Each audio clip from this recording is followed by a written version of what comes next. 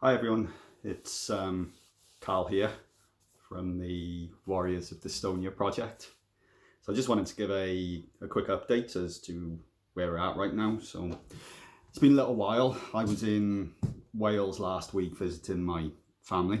For those that don't know, I live in Belfast with my wife and my girls. My wife's from Belfast, so that's why I live here. Yeah, so I popped home last week to visit the family, which meant that I had to slow down a bit on some of the work I'm doing behind the scenes.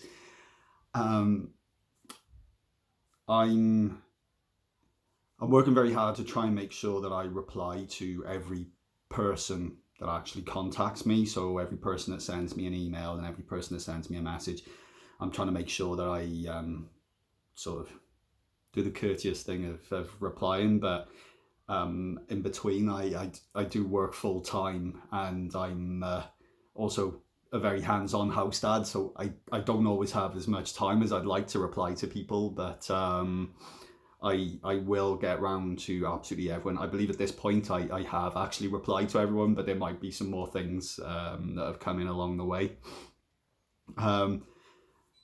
Massive thank you to everyone that's reached out and shown interest, and even bigger thanks to everyone that's shared some sort of a story or an overview or an account of their situation with Dystonia. Overall, looking at where we're at with the project right now, I've got a few ideas of what I'm going to do with the book. So I'm going to give an overview of what dystonia is, taking that from different websites, so that people that read the book that don't know much about dystonia, I want to give them a sort of a general overview of what it is, according to the sort of professionals, and some facts and figures about maybe number of people that are affected by it around the world, and stuff like that. So a bit of an introduction in that way. Before then, moving on to the things that have been shared with me. I love it so much. There's such a variation of things. I really don't want to mess around too much with what people have shared with me. If there's things where the grammatically or the spelling mistakes and things like that, then absolutely I'll adjust that, and I'll share it with the people that have sent the stories with me, just to confirm that they're happy enough with any changes that I make. But other than that, I really don't want to touch things too much, because the voices that come along with the pieces that I've shared are better than I could ever hope. And on a personal level, for me, seeing some of the things that have been shared, and reading the different accounts and the different struggles, their stories I really need to get out there.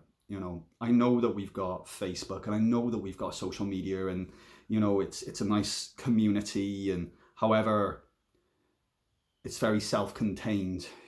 People that are most Dystonia Facebook groups, you've got to have Dystonia to be there in the first place, and very rightfully so, because it's a very personal thing, and sensitive thing.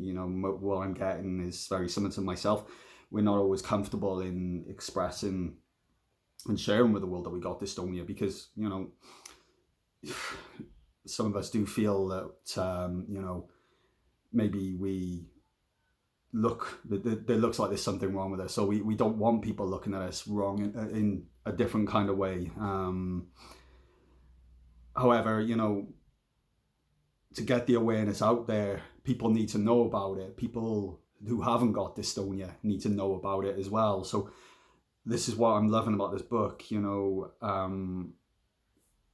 It's not going to change the world, but if it's something that somebody who has dystonia can hand to someone to say, look, this is what I'm going through, and this is what other people are going through that have this, just take a look, and even just getting them to read that overview alone of what dystonia is and how it can affect people before moving on to people's personal stories is a brilliant step forward, I think. So that's my plan with the book so far. I've reached out to a few more groups. Unfortunately, one of the groups that I reached out to didn't really give me the time of day, which was a real shame. Any group that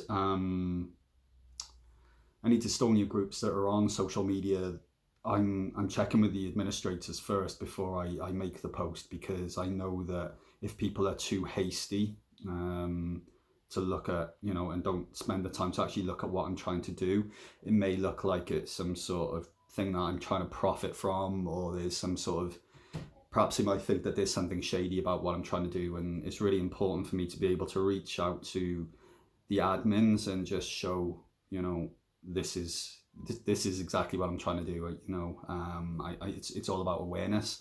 Any sort of profits or anything that come from it, every single penny of it, and I swear every single penny of it will go towards some sort of charity or organization research around neurological conditions or neurological situations and problems.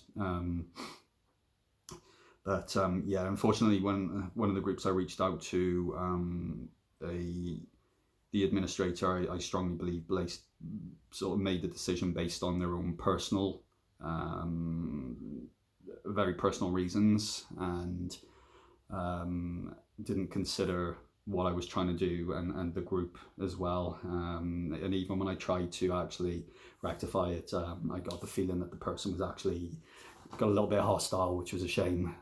But oh well, I'll soldier on. I'm doing this for the right reasons. I've got a bit of a cold.